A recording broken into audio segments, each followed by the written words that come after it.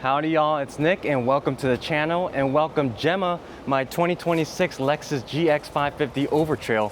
And to give y'all a sneak peek on what we're doing today, we're going to be installing a hardwired kit for your radar detector and dash cam, so stay tuned to watch how I installed it and what I use, as well as apply this installation for your Toyota Land Cruiser 250 as well.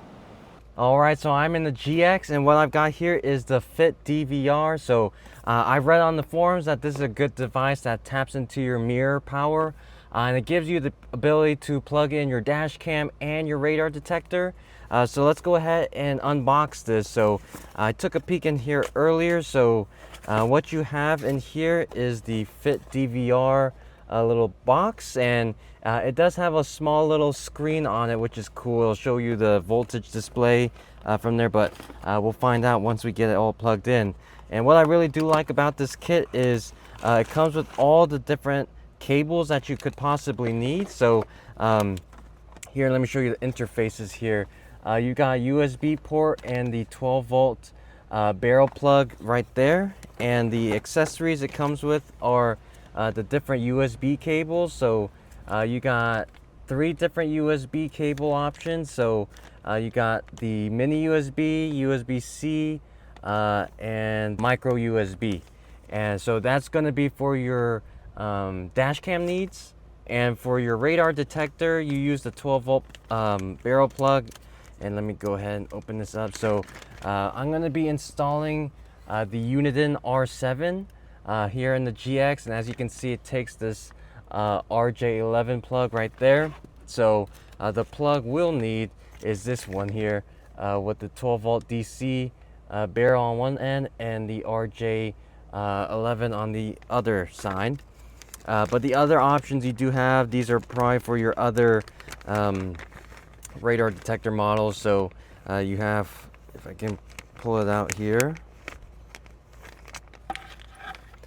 you have what appears to be 2 barrel plugs, male and male.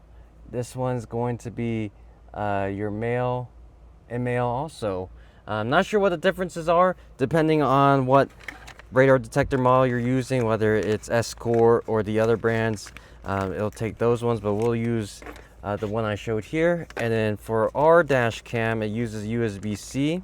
So I'll be using this USB-A to USB-C little cable here. So and for the power box, this is what we get. So you get this little screen with the little interfaces out there, and then on this end you get a 6, 7, 8 pin connector. So this will connect to the wiring harness that is included with the kit. I forgot what pin harness this is, but it'll all be in the description for the FitDVR kit. For this is specifically for Toyota and Lexus vehicles, so that's where it plugs into, and also these 2 kits, and it also has some foam surrounding it for some protection once we put it in the mirror. So let's go ahead and let me show you all the other view of us installing it on the GX. Alright, so as you guys can see, I've already got my dash cam up and running here, but I'm not tapping it into the mirror here. What I did was I actually tapped it into the USB plug here, ran it all across throughout the passenger footwell, up this weather stripping, and on top of the A-pillar as a temporary solution while I was waiting for some parts to come in like this. And I did install the rear cam, and I'll show y'all how I did that. Okay, so we're going to move this mirror as far out of the way as possible. There are clips underneath on the sides here, and as far as I know, we're just gonna have to pull on this straight back. Okay, so that was fairly easy. Hopefully I didn't break that clip, but okay, and that came off there. Okay, looks like it's going to be this one I see here on the female connector on this Y splitter. We've got 5 pins here, and there's 5 wires coming out of this one. This one has 3. So it's going to be this white connector, so let's unplug that here. Okay, now that we've got that unplugged, we can plug in the Y splitter.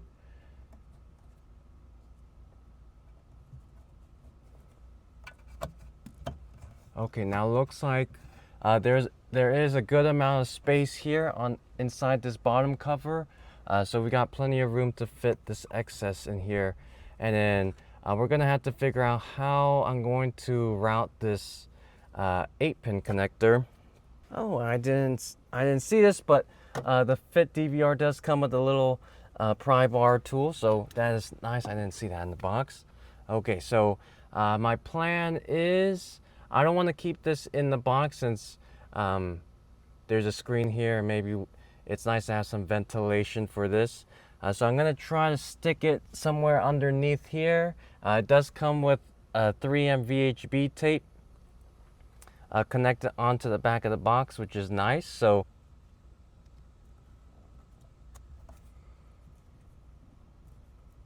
okay, so I just hooked up the connector coming from the car here onto our Y splitter, and let me tuck this in.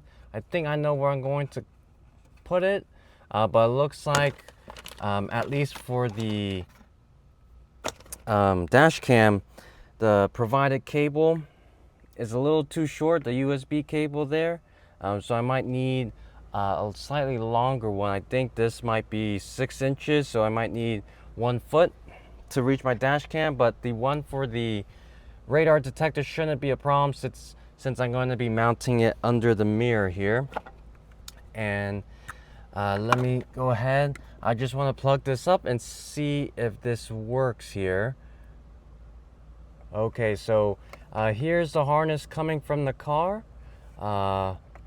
Plugged it in here, and it splits off into a Y, as you guys can see.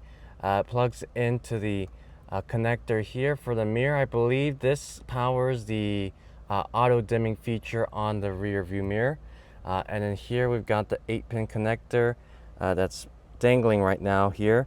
So let me turn on the car and see if this powers on. Okay, let's go into accessory mode and see if that... Okay, there we go. So it does need accessory mode. The dash cam here was powered on with the USB on the on mode. But here, what we've got says 5.11 volts, 0 amps. So I guess that's going to be our draw. So let me go ahead and plug in the items here just to make sure it powers on the radar detector and our dash cam.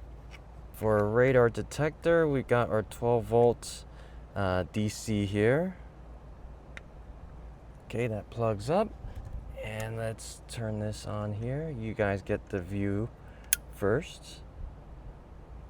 All right, looks like that powers on. And here you can see it says 11.8 volts, 0.33 amps. So we are looking good there.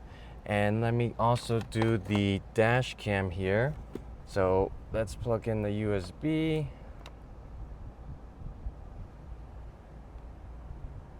Okay, awesome. So the screen turned on here, and waiting for this to boot up. Okay, perfect. So that's running. Okay, so I think where I'm going to end up putting this is somewhere on the back here. I was gonna do the side, but it looks like the side is a little curved in, so it might not be a good spot. This piece is flat, so it's gonna work out nice with the VHB tape back there. And the goal is I've got a mirror mount back here, and as you can see, there's already a factory wire going through there. We can take off this cable clip off, and we can mount our mirror mount there, and we'll hang the radar detector on bottom. So should be a nice and clean setup. So let me put y'all back down and we'll finish this all up. Okay, so I can tuck everything down inside that bottom cover here, and let me just make sure if we do put things down there it doesn't interfere with anything else, which looks like we're not, so we should be good there. I really do like how it comes with some foam around the connectors, that way it doesn't rattle around inside, at least hopefully not. And the surrounds that go around the rear view mirror are pretty big, so we can route the cables through that, so don't have to drill any holes or anything into the factory cover. And This piece that comes out of the power box is non-removable. I wish I could flip it around and make the cable management a little easier, but I can make it work like this. So let me just put the top cover on, just to make sure everything will fit in, and we can put in the tape. Oh, okay, I guess the bottom cover wanted to come off. Okay, let me show y'all.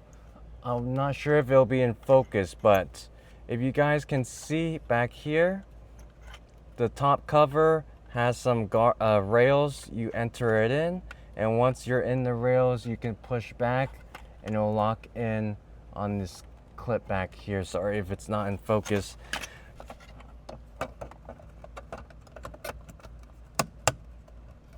Okay, so yeah, it was indeed just these two clips, one here and one on the right side, so you do have more space to work with.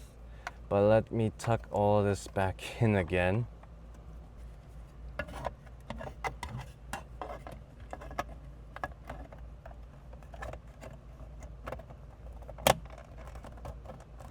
So this is the mirror mount I'm using, guys. This one is specifically from Mirror Mount, if I can find their logo there. So this one is from Mirror Mount. I'll link everything down in the description, but I've used this in my previous cars, so I really do like this mount. But luckily on this GX, the only thing we have to worry about is the actual mirror wire that comes out, and that we can mount under that. I'll show you all that here shortly.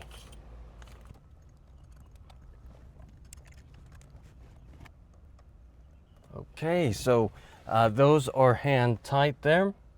Now I did route the factory wire in between there. I'll give y'all a closer look, but yeah, we should be good there, and just a matter of choosing how far back we want to do it, because depending on how much tilt you do, well, I guess this is on the maximum tilt up on the mirror. I shouldn't interfere with that. So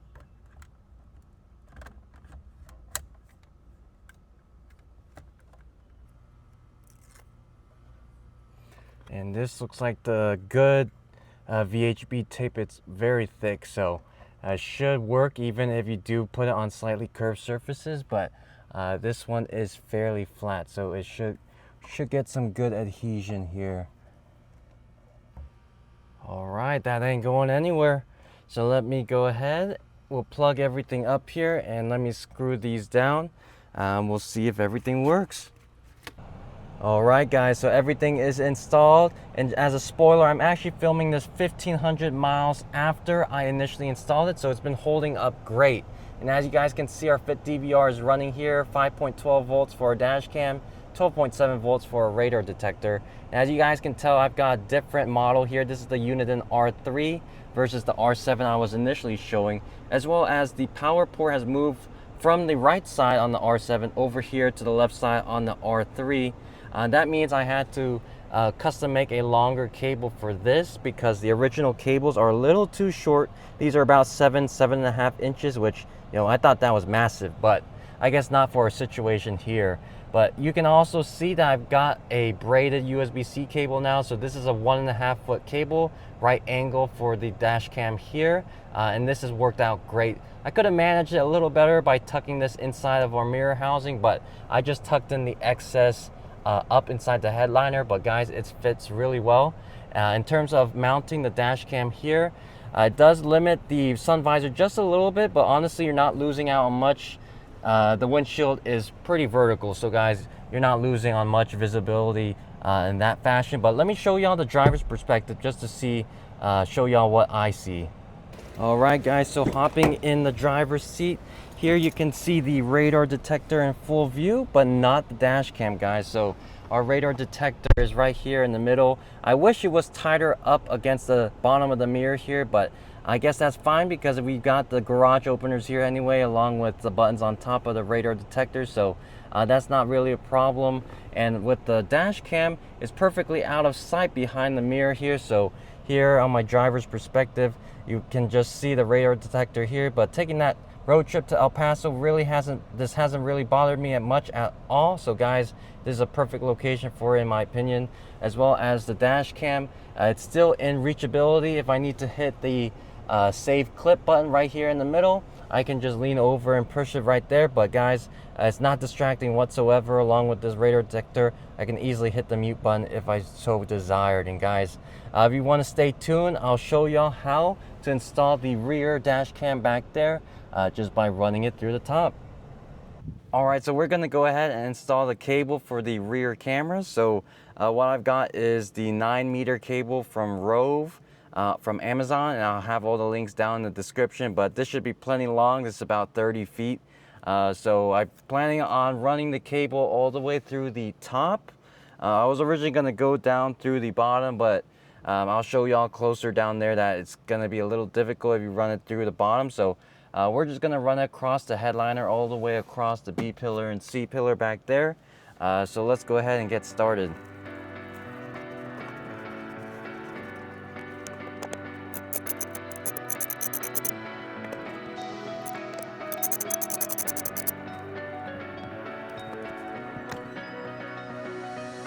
Okay, so I did end up removing the A pillar because the side current airbags do go through here under the headliner. So I didn't want to run the cable right on top of the airbag, so I'm going to try to tuck it behind the airbag itself. But took some time figuring out. I didn't want to break anything, but yeah, all it takes is two 10mm bolts for your grab handle here.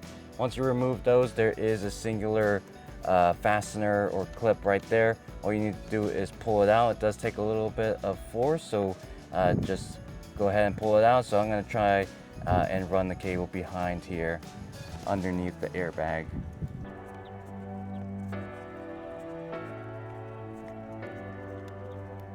Okay, so for this B pillar, you gotta be careful because there is a blue clip here. I almost broke it on the other side while I was trying to figure out how to pull this off. But we can see if we can just tuck it in. We might need to pull it back just a little bit to get this all through.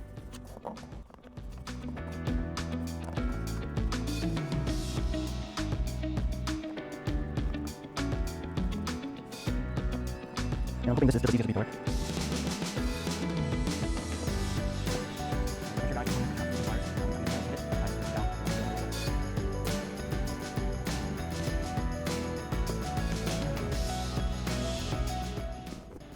Okay, so on this rear window here, there's actually a plastic trim piece above the window. So seems pretty easy. You just have to tuck it, pry open just a little bit, and now you can tuck it under the headliner and above that plastic trim.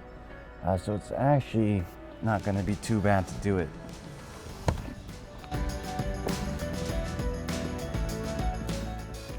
Okay guys, so we've reached the cargo area, y'all. So here, let me get in the truck. But this is where we can go ahead and tuck in the excess. As you can see on this 30-foot wire, we actually got a lot of excess. So this is the cover piece that you can remove there. Bunch of hollow space we can use all up inside of there. So I'm gonna see if I can zip tie it to maybe this existing wire harness so it doesn't rattle up in there. So the plan is going to be tucking it all across the top piece here, and once we get there, we can tuck it all across here. And in the plan, some people have put it on the headliner here and glued it on, or used magnets on the headliner itself right there. But my goal is to get it through this grommet, go up through here, and we can apply it on this trim piece here. The complication comes with the glass. Usually you're supposed to stick it to the back glass, but as you can see, when the glass is open, it flips up, so you don't want any excess wire. We're going to stick it onto this trim piece up here that covers the surrounds for your glass. So that's why we want to go through that grommet when we open the lift gate. And that way we can just stick it here and you'll see the rear dash cam just sit there. So let's go ahead and finish this up and let me show you that too.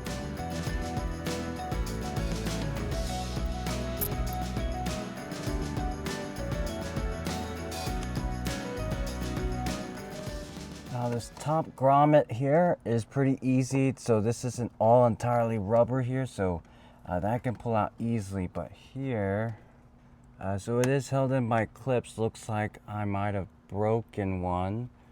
But let's go ahead and see if I can snake this up to this portion here at least. Now the headliner does not go down very much, so be careful. I'm not too sure where the clips are. I think one clip is here, but I don't know how to unlatch it. So I'm gonna see if I can do this without damaging the headliner too much. Okay, so now the hardest part is going to be snaking this right angle adapter, right angle USB-C cable through this skinny grommet. I've got some clothes hanger and some grease to help lubricate and see if we can push our way towards this way. There's a lot of a big wiring harness coming through here, so just be careful.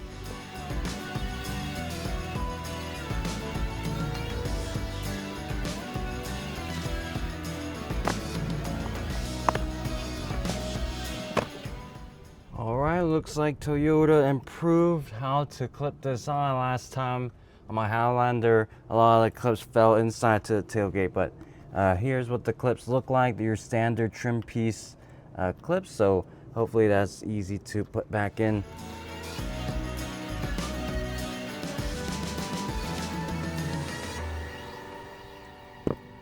Okay, so as you guys can see, I put my fishing wire through, which is just a straightened out clothes hanger. So I'm gonna put some of this dielectric grease or bulb grease on. Make sure if you're using some sort of lubricant to push your way through this rubber grommet, it's silicone based. Bulb grease, dielectric grease is good. Petroleum products like Vaseline or similar lubricants, they're going to degrade your rubber, so make sure you use silicone. So let me go ahead and put this on. Hopefully we can glide that through with no problem.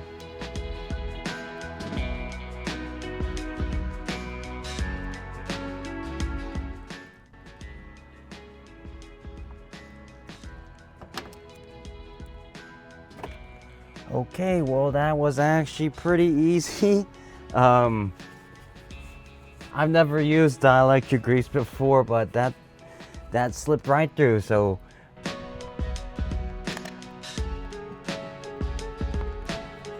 I'm gonna go ahead and tie this over the fence. I'll pop around here.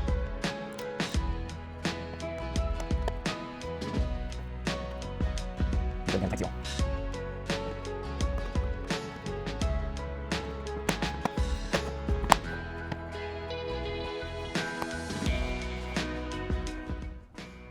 Okay, I didn't cut anything here. Looks like there's enough give in this stripping here, weather stripping, that the cable can go slide in and out. So we're going to stick it right in the middle here of our trim piece there.